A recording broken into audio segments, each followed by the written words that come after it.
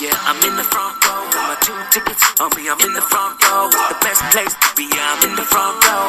Best place to be. Oh, have no fear. I'm in the front row with my 2 tickets. Devin is back. I'm in the front row. He's back from the promised land, and he's here for tell you a great story. Devin, I mean, we know we had a crazy week of NBA, but first, before we dive into all this NBA madness and trades and all that craziness and greatness that we got to talk about, certainly interesting, you got to tell us. You were right there at the Super Bowl, sitting basically right on the field, a couple rows back. I mean, you were right up in the action. Your brother has a ring. Yeah, man. Tell us what the ambiance was like.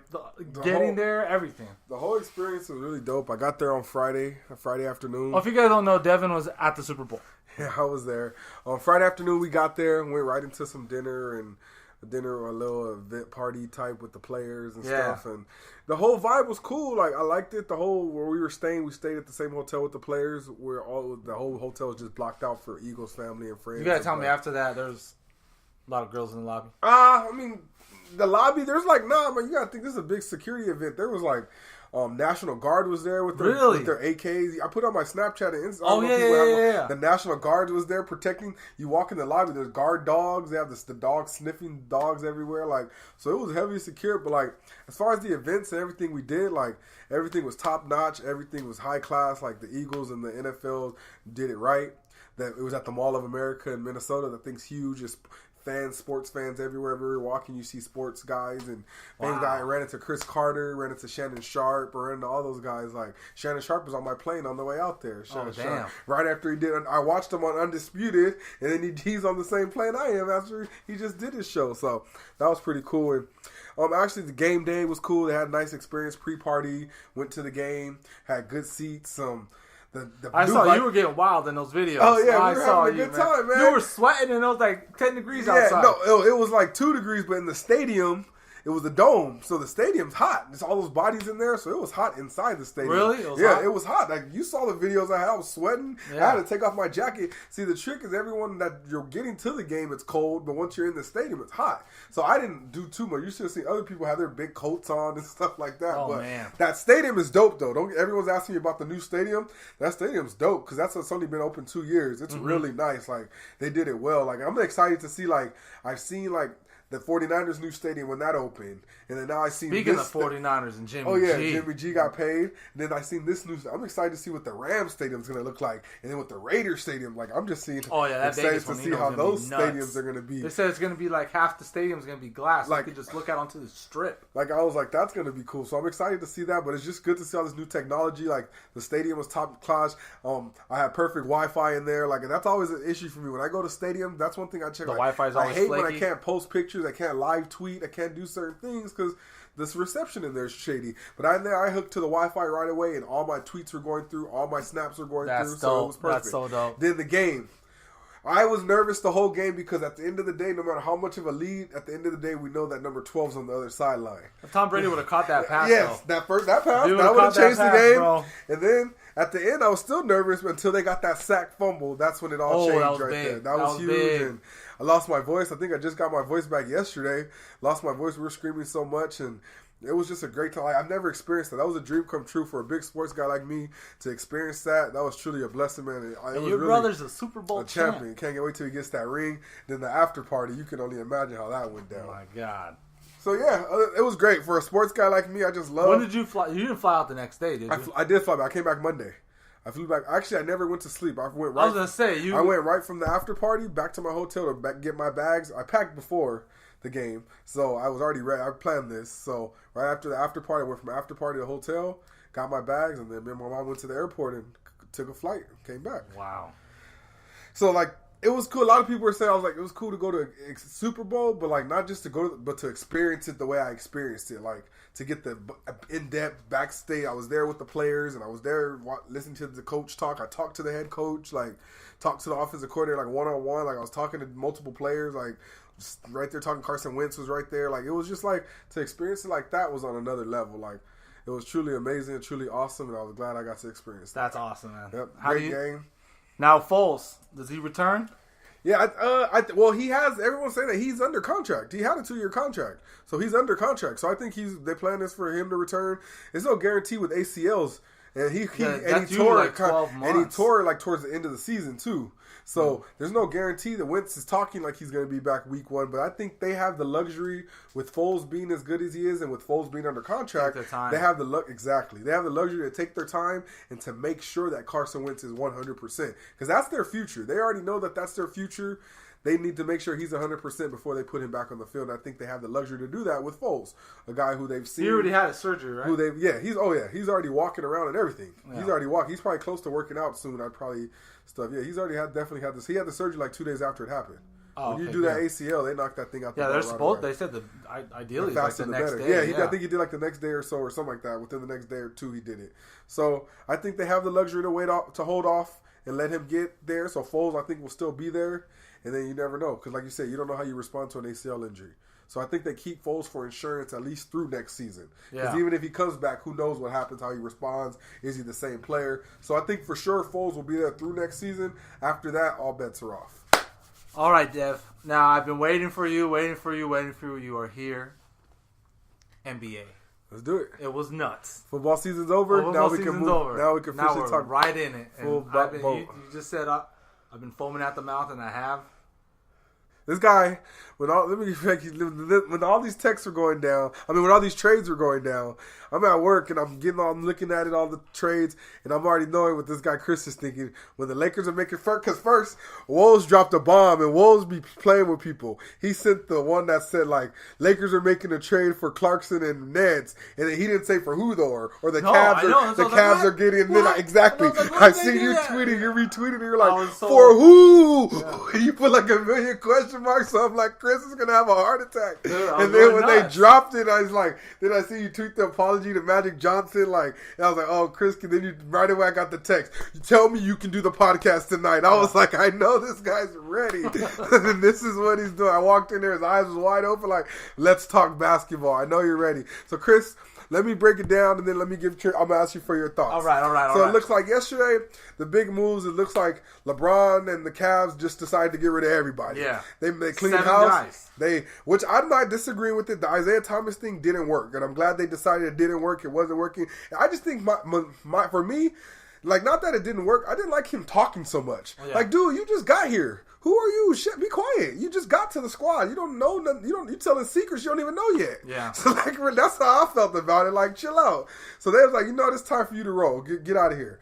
And then I think, we both feel, I think, kind of the same way. Nance was we liked Nance, the way he played. Love Nance. And then we liked Clarkson as well. Love me some but JC. We also love the moves that they made for the Lakers because of the opportunities it opens up. So Chris, go ahead and let me hear what you think. Break it down for us. So originally I was freaking out because I was like, who the hell did they trade for? And then I saw a rumor before Woj even put it out.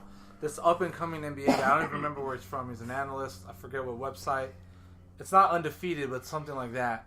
And he put, rumor is Isaiah Thomas, Channing Frye in the first round. And I was like, holy shit. If Magic pulled that off, I am sorry. And then, like, boom, it became official. And I know a lot of people jump out real quick like, what, Isaiah's bad this year? I'm like, no. Isaiah didn't fit, and he's still hurt. He said in an interview he's about 75%. So he's not even there. But besides that, the cap space is there. Yeah, that's the main thing. When everyone comes off the books at the end of this year, they'll have $69, almost $70 million of cap space to spend.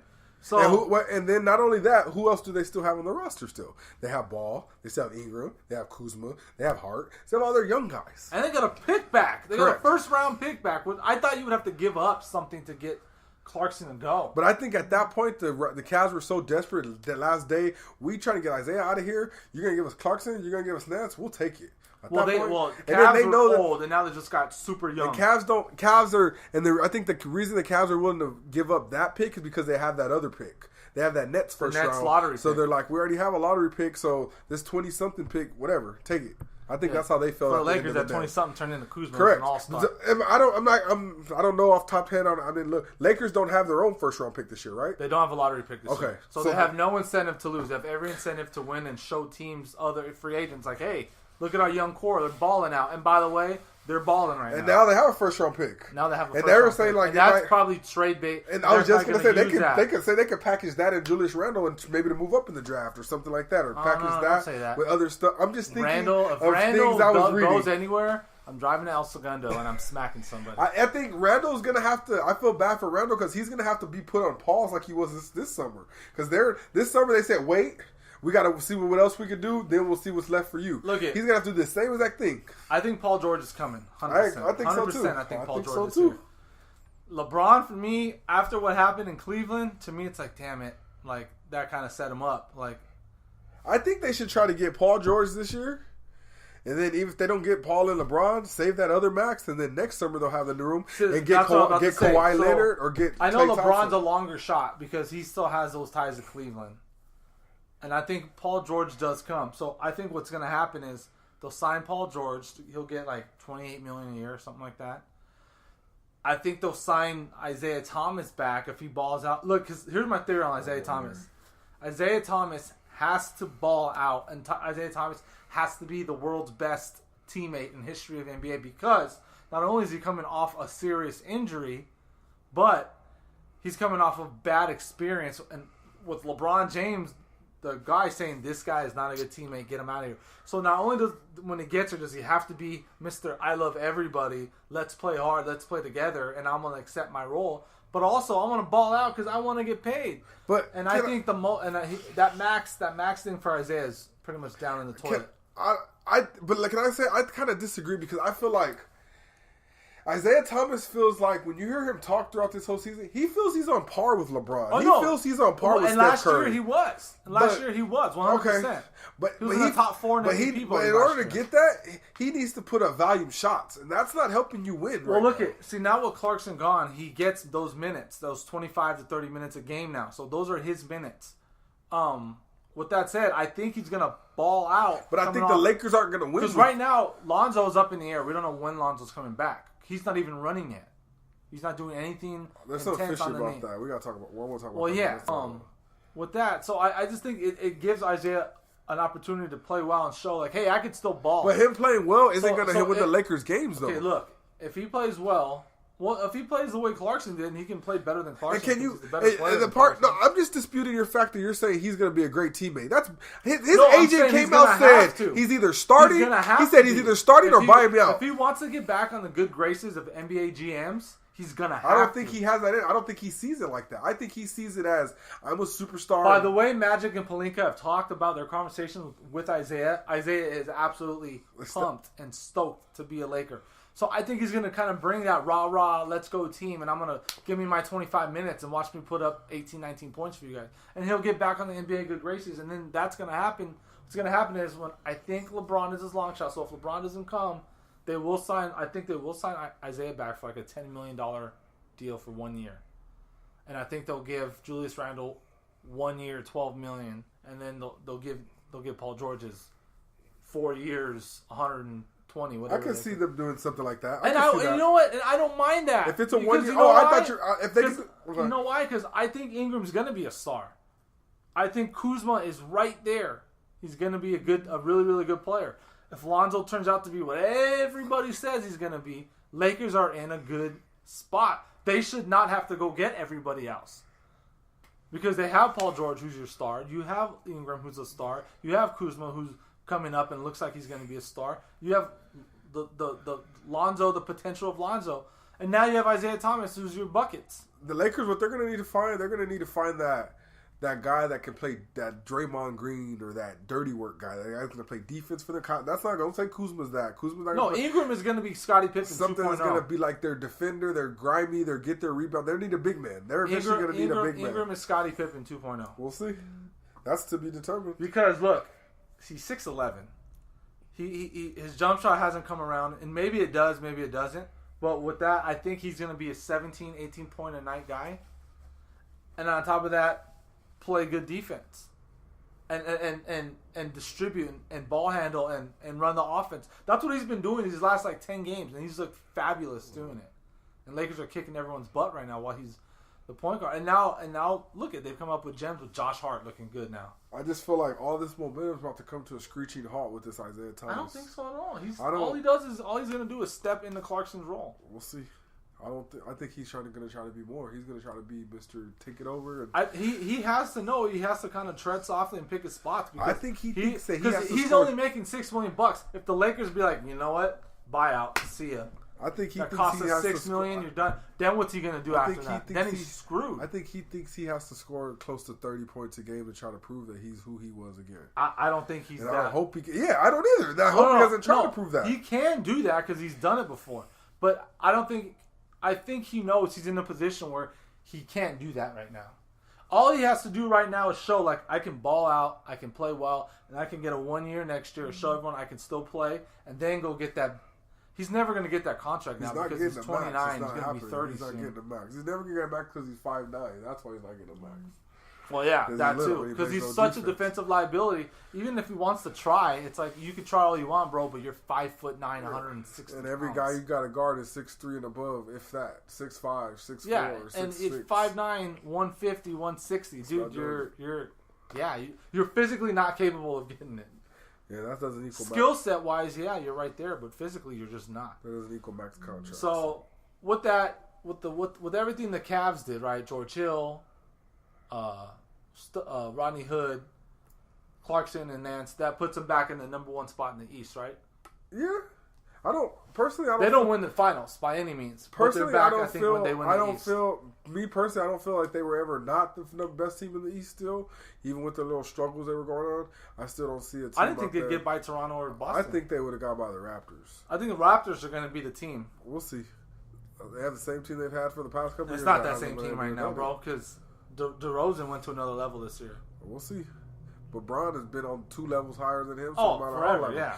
That's why I say that. That's the only reason I say stuff like that. The thing for Cavs, which everyone's pointing out, is they have no other playmaker. George Hill's not a playmaker. George Hill's a spot-up shooter. Defender. Good defender. Rodney, I keep wanting to say Rodney Hood, but it's Rodney Hood. He's a spot-up shooter, you know. Clarkson can do a little bit, but Clarkson's a 6-man. He's coming off your bench.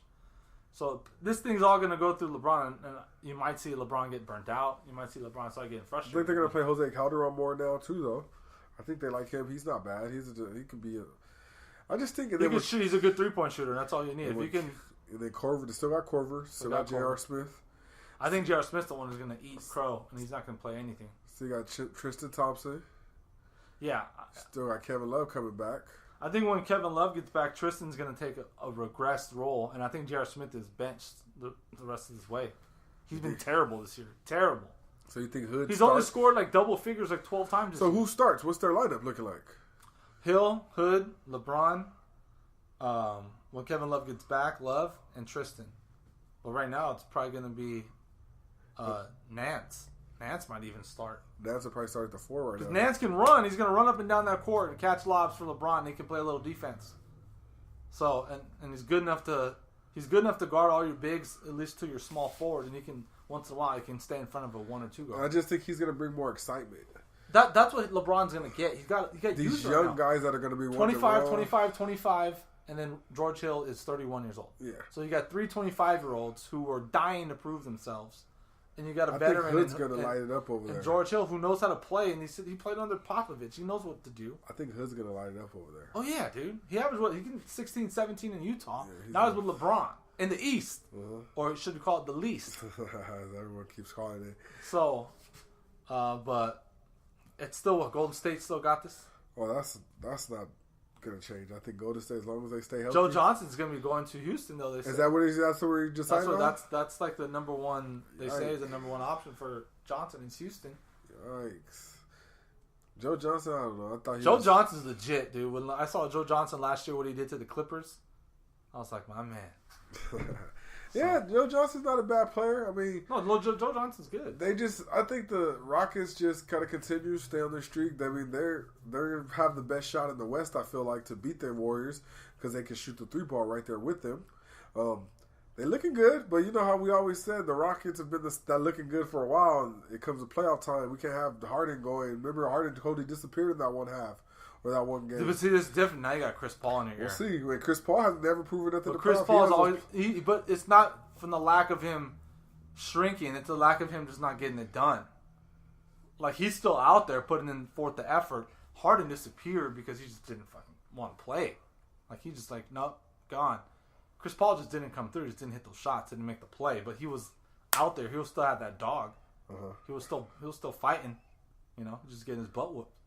Harden didn't even show up. You know, they didn't answer the bell. I don't know. I still don't want an explanation for that. I still don't get why he like was refusing to shoot that game. Like, bro, it was at the strip club the night before. I don't know. I don't get it though. Like, come on, man. You do all season. You work hard all season, and you gonna do that in the last game of the season? You gonna do that? I just don't get it. Until they prove otherwise. Till they prove otherwise to me, they're still who they are. All right, let's close out on this. You said Lonzo Ball is fishy. What's going on? I don't know, man. It just seems like this scary. is a minor knee sprain from what we saw.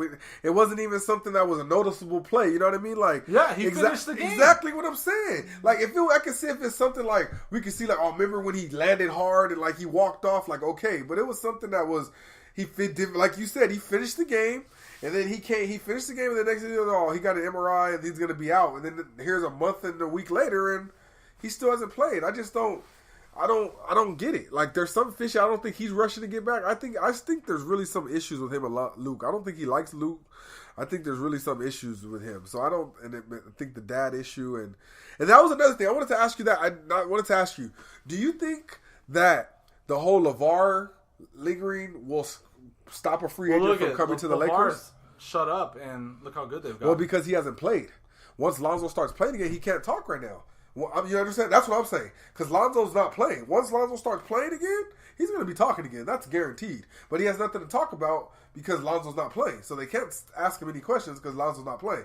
So do you think that's going to hurt? Or do you think that having that lingering over him possibly coming all the time is going to would that stop a free agent from coming? I think it would give someone to think about. I think, LeBron even said that he doesn't want, if LeVar's going to be running his mouth, he doesn't want to be a part of it. That's going to hurt. So I think he's going to shut his mouth. Because Magic at the end of the day, big. I just got Isaiah Thomas here. Like, yeah, keep talking. And if Isaiah balls out and your son's still hurt, I don't think Isaiah's a threat as far as getting Lonzo. I don't know why people are so down on Isaiah, man. He's still good. He's still a good player. I don't think he's going to be long term either, but I think he has the possibility of proving himself.